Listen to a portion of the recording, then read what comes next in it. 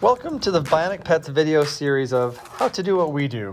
This step-by-step series shows loving pet owners worldwide who can't come to us how to cast and fit orthotic and prosthetics for their pets. Bionic Pets offers a wide variety of colors for your custom device. Please indicate your color choice on the order form.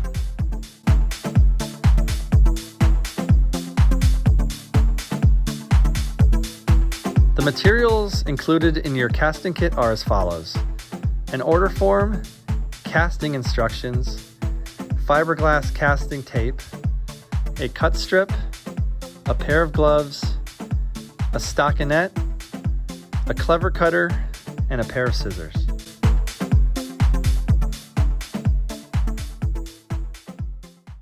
Hi, today I'm going to be showing you the correct procedure to cast a custom tarsal or hock brace. Usually what happens is we get most commonly an Achilles tendon tear, which is the tendon right here. This is the hock or tarsal joint. So we want to cross this joint when we're supporting it. Firstly, I take the stocking provided in the casting kit and we're going to go right up the leg. I'm going to have you hold that right there.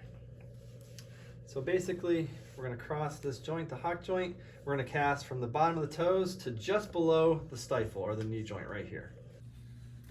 You're going to apply your gloves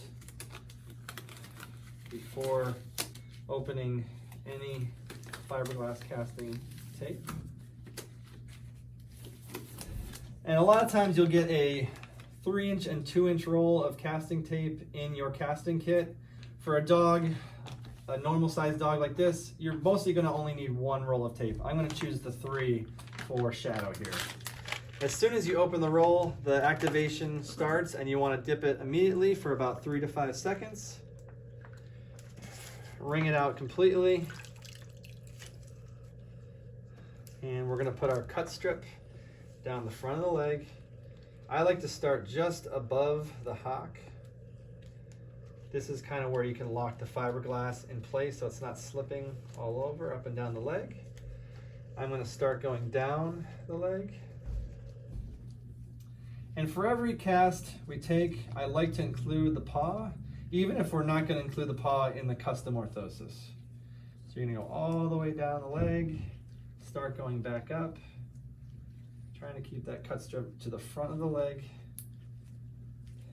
And Shadow is pretty hairy, so we want to make sure that none of the hair gets caught in the fiberglass.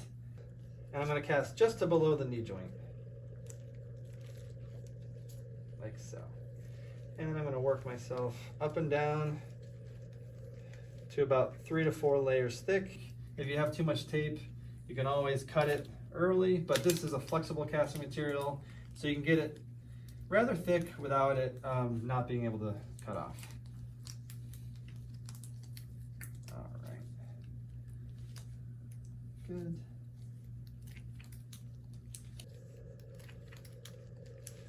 So once you get your tape applied, then I'm going to position the leg. I like to put about a 30-degree angle at the hock, and I'm going to bring the toes up to a normal standing position. If the toes are down, then the brace will be made that way, and no dog walks that way, so it's very important to bring those toes up.